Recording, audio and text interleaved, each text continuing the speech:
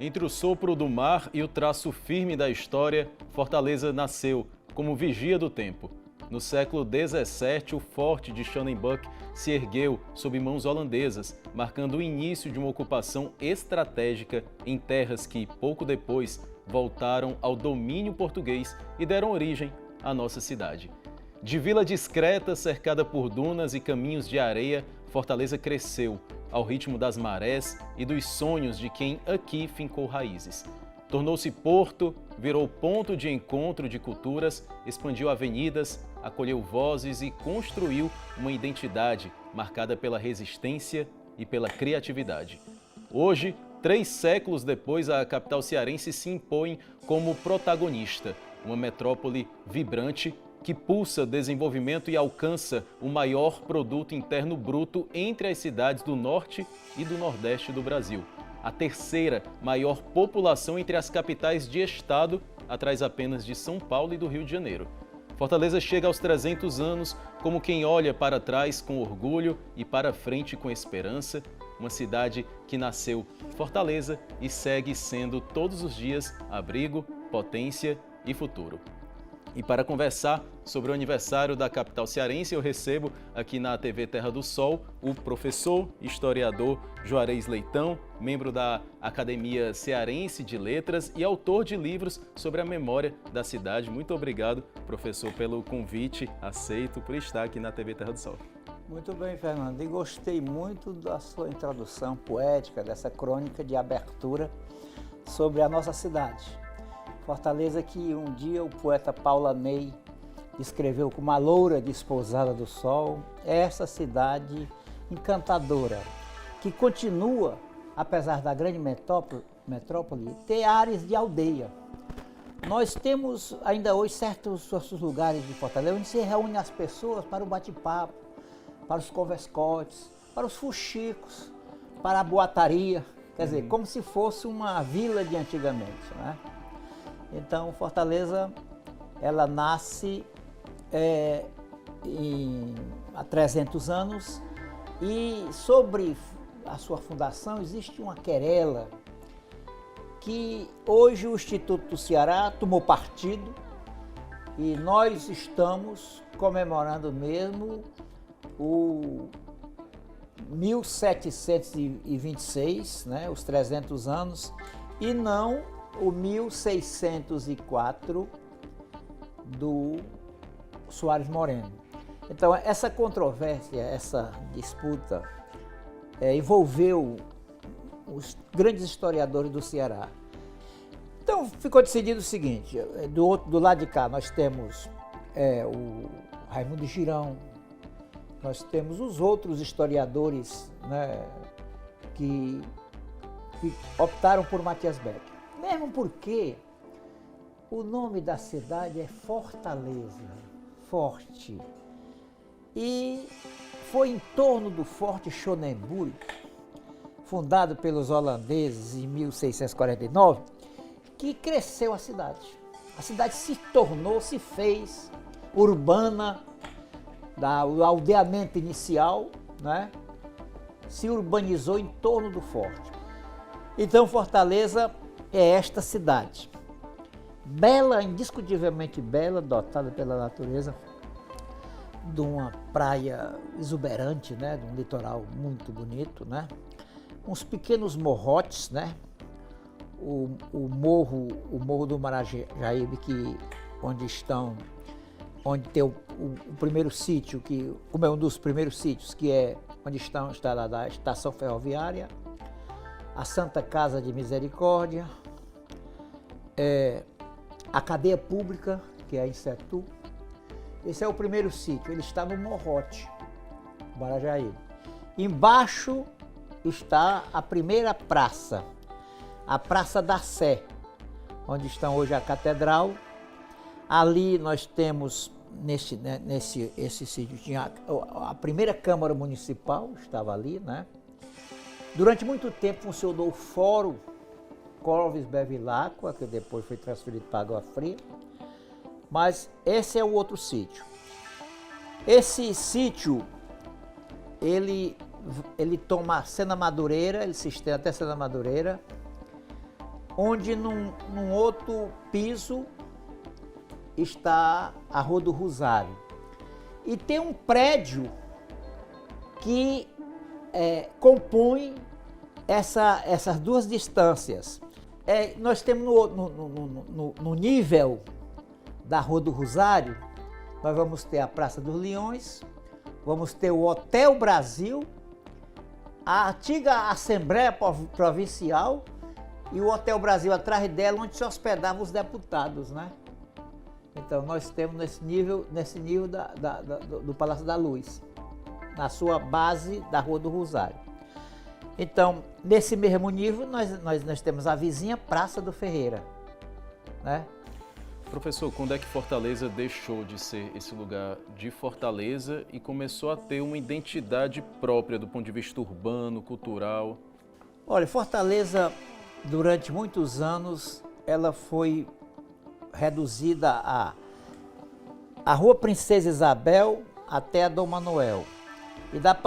E da Santa Casa de Misericórdia até o início do chamado calçamento de Messejana, que é a Visconde do Rio Branco. Então Fortaleza era isso.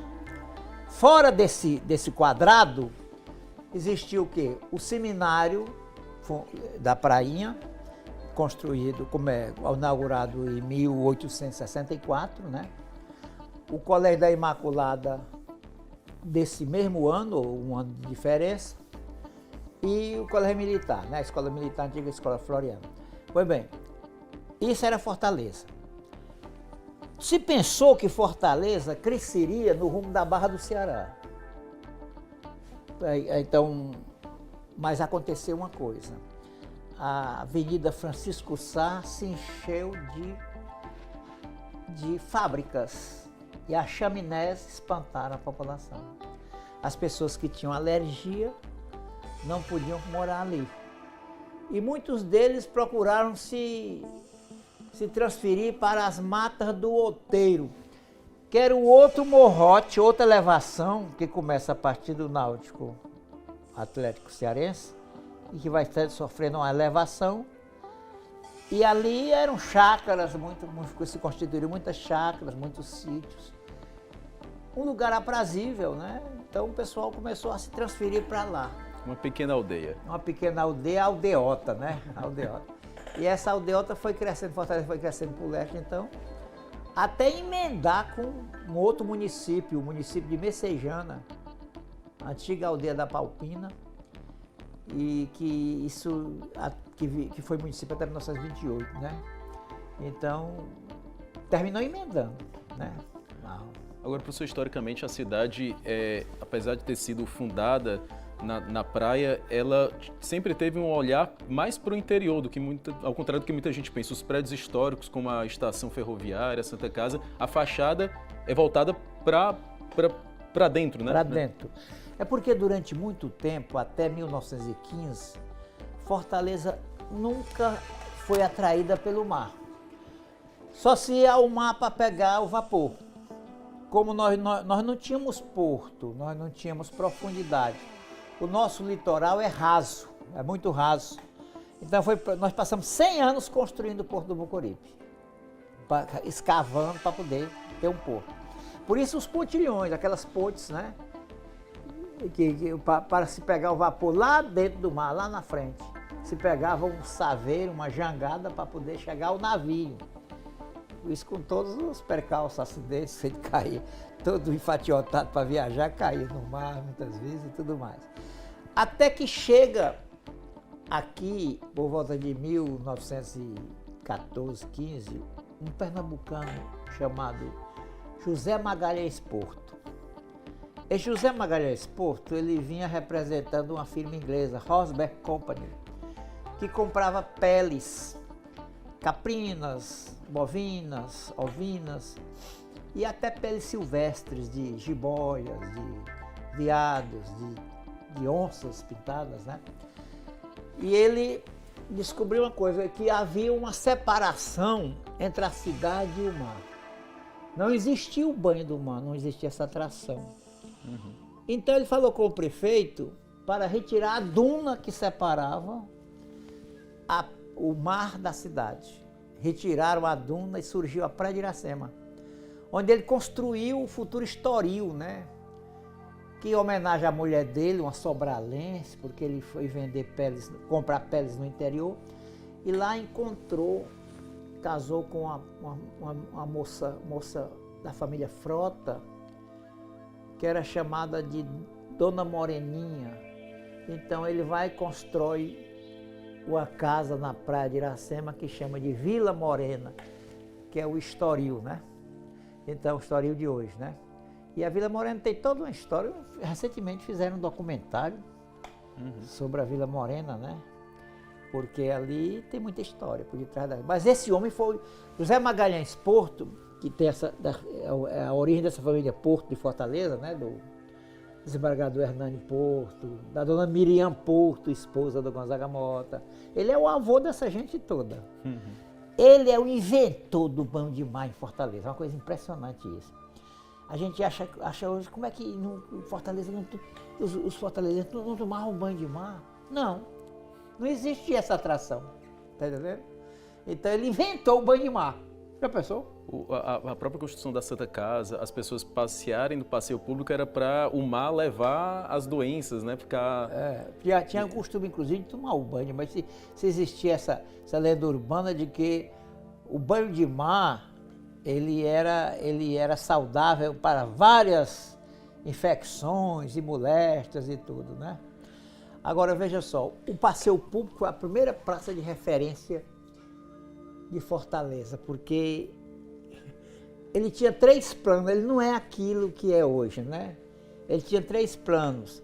Ele tinha o primeiro plano, tinha um segundo plano, que você descia, né? Um segundo piso, e tinha um terceiro piso já bem perto do mar. E é impressionante como a segregação racial se efetivava ali, né? Então, no primeiro piso era a elite, né? No segundo piso, a classe média e a chamada ralé, que eles consideravam os humildes, lá embaixo. Quer dizer, isso era hoje seria uma coisa abominável, né? Mas era uma segregação, os estamentos sociais da época, né? E a sociedade... Ali se circulava pelo menos 3 vezes na semana, às quartas, aos sábados e domingos. E a banda de música tocava num coreto que tinha ali, né? E as pessoas se namoravam ali, ficavam circulando, né? As jovens no centro da praça, os jovens paquerando, flertando, né? Da beira da praça, né? Como é do piso da praça. E ali começavam os namoros, no passeio público, né? Que foi cenário das execuções dos revolucionários de 1824, Confederação do Equador. Professor, quais transformações ao longo desses 300 anos, na avaliação do senhor, mais marcaram a vida cotidiana? O desenvolvimento para o leste em relação ao Outreiro, Aldeota, vislumbrar uma praia no futuro, né? Ou as casas de veraneio, como o senhor citou, na Praia de Iracema, a beira-mar, esgotamento sanitário, que também foi uma festa na inauguração. Bom, então veja só, até por volta de 1930, Fortaleza se reduzia àquele quadrilátero que nós falamos, da Rua Princesa Isabel a Dom Manuel, da Santa Casa de Misericórdia ao início do calçamento de Messejana. Mas é aí que Fortaleza passa a sofrer uma expansão espacial, com o surgimento dos bairros. O primeiro bairro foi o bairro da Praia de Iracema, pela família Magalhães Porto. O bairro da Gentilândia, pelo Zé Carvalho e da Frota, né? Família Frota, Carvalho Frota, né? Que tem até aquela mansão, né? Que hoje é a reitoria, né? E a família Filomeno Gomes, que criou o Jacarecanga. E são esses 3 bairros, Praia de Iracema, Benfica, o Benfica e o Jacarecanga, eles vão dar uma expansão de Fortaleza. Os ricos, o baronato, começa a se mudar para esses redutos, né? Houve um tempo que o Jacarecanga era o bairro mais chique de Fortaleza, os ricos moravam lá, né? Depois é que a Aldeota conseguir essa hegemonia, né? E você vê pelos bangalôs, né, construídos, não só no Benfica, como no Jacarecanga e na Praia de Iracema, o estilo, eles imitavam construções europeias e ali estava o baronato da cidade, né?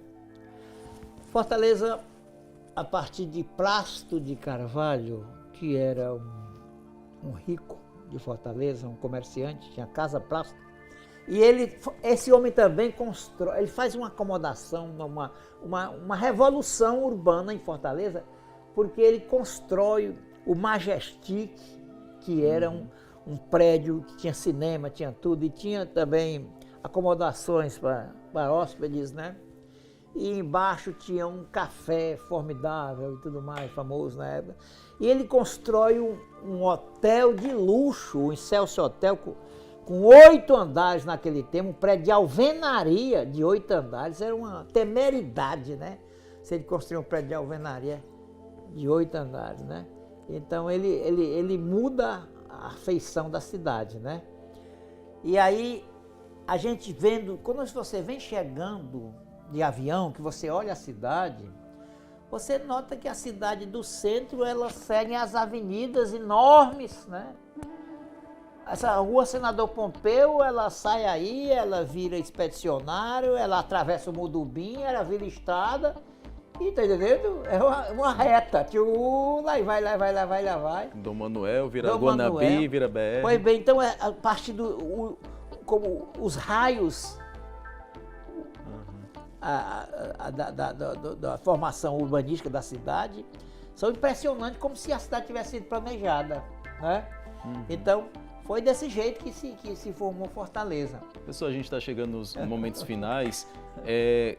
Cidade completando 300 anos, mas como o senhor explicou, só de 1930 para cá que ela tem fugido do centro, tem se tornado a grande metrópole que é hoje de uma forma muito acelerada, e fica essa preocupação com toda essa memória que o senhor está contando, o patrimônio, a Fênix de Caxeral, que não tem mais, o edifício São Pedro, que foi perdido há pouco tempo. Quais as preocupações de Fortaleza hoje e o que o senhor enxerga para a nossa cidade no futuro?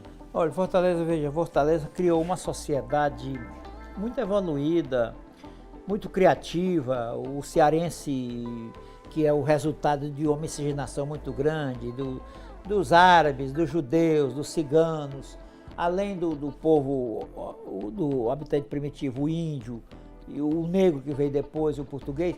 Pois bem, criou esse tipo humano interessante, que o Brasil se espanta com ele. Primeiro, do judeu errante, peregrino, essa história de estar em todos os cantos do mundo. Você chega em qualquer lugar do planeta e encontra um cearense. É uma coisa impressionante. E depois a maneira jocosa de olhar a vida, né? Quase sempre humorista, né? Humorista. Por quê? A Bernardo Montenegro, sociólogo e escritor, interpretou isso como uma maneira de enfrentar a desdita. Diz, olha, o Ceará assolado pelas secas, pelas maldições da natureza e tudo mais. Daí ele resolveu zombar da própria desgraça, por isso ele é engraçado. Esse jeito manhoso de olhar a vida é uma maneira de zombar da própria desgraça, certo? Então, por isso, o cearense é assim. Agora, veja só, tem uma coisa, um pecado que você se referiu, que nós não temos, é o respeito à memória antiga. Nós destruímos com a maior tranquilidade o que foi construído pelas gerações anteriores. Derrubar um velho sobrado, derrubar o castelo do Plácido, né? Então, isto é um absurdo, porque você vê que muitas cidades têm nisso a sua principal atração turística. O espaço antigo, a referência velha, a memória. Isso é que sustenta o turismo de algumas cidades de Minas Gerais, e mesmo de Pernambuco, ali de Olinda. Salvador, né? O Pelourinho. Salvador, quer dizer, e na Europa, então, isso aí é uma reverência, é reverenciado. E aqui, com a maior disfarçatez, se destrói a memória antiga, certo? Como se o que era antigo fosse menor do que o avanço tecnológico e a modernidade. Então, esse comportamento modernoso é lastimável. Fortaleza poderia perfeitamente conviver com o passado e o presente, certo? Respeitando cada um o seu espaço. Não ficar no passado, só no passado, mas porque a história, ela tem passos dinâmicos, ela é dinâmica, ninguém pode ficar se queixando. No meu tempo não era assim, não sei mais o que, não. Teve o seu tempo e tem o tempo de hoje. Agora, os dois poderiam conviver harmonicamente e isso seria um respeito. Essa é a história de Fortaleza, 300 anos estão aí. Um dia, quando ela era apenas uma aldeia, um poeta que saiu do Aracati, chamado Francisco de Paula Ney, que a família pagou para ele estudar, dava mesada para ele estudar no Rio de Janeiro, e ele pegou, se meteu, se envolveu com os boêmios de lá e terminou tuberculoso, mas era um grande orador e, sobretudo, um bom poeta. E ele se lembrou disso quando escreveu um soneto chamado Fortaleza. Ao longe, brancas praias embaladas pelas ondas azuis dos verdes mares, a fortaleza, a loura desposada de sol, dormita à sombra dos palmares, loura de sol e branca de luares, como uma hóstia de luz cristalizada, é de verbenas e jasmins pousada na brancura de místicos altares. Lá canta em cada galho um passarinho, há pipilos de amor em cada ninho, na solidão dos verdes matagais. É minha terra, a terra de Iracema, pois é cantado e esplêndido poema de alegrias e beleza universais. Foi desse soneto que veio o apelido de Loura do Sol. Perfeito. Professor Juarez Leitão, muito obrigado pela sua presença, pelas suas explanações. Ficou recado aí para quem está nos assistindo, para as próximas gerações, preservar a nossa cidade. Enfim, Fortaleza, parabéns pelos 300 anos, e a você, muito obrigado pela companhia e até a próxima.